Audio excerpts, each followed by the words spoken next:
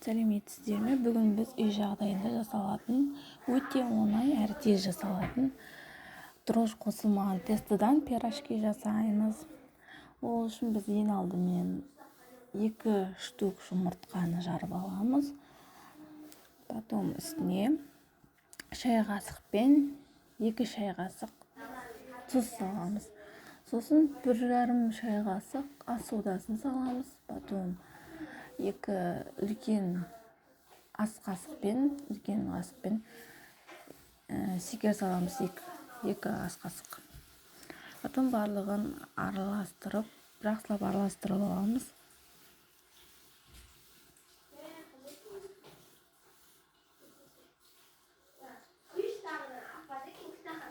Бұдан кейін 1 стақан сүт құямыз, салқын сүт құямыз.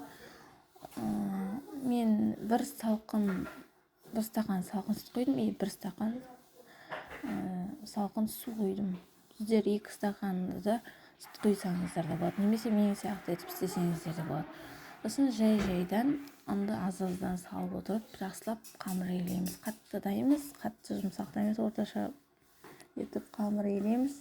Жақсылап илеп болған соң, бетін бір пакетпен немесе пищевой пленка болса пищевой пленкамен жауып қойып қоямыз. Кішкене 10 минуттай или 15 минуттай қойып қоямыз жылы жерге. Потом біз ішіне салатын салмасын дайымыз. Оған суға піскен картошка өз қалауыңыз. Сосын мен ет қостым.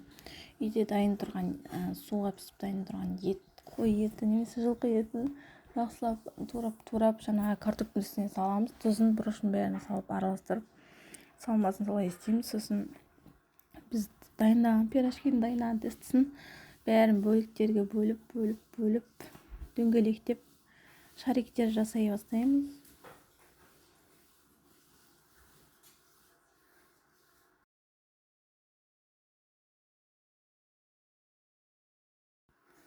Шариктер жасап болған соң бәрін жайып, бір-бірлеп жайып шығамыз. Ішіне салмасын салып, кәдімгідей, как обычно, пирожкимізді жасап, барлығын жасап пісіреміз.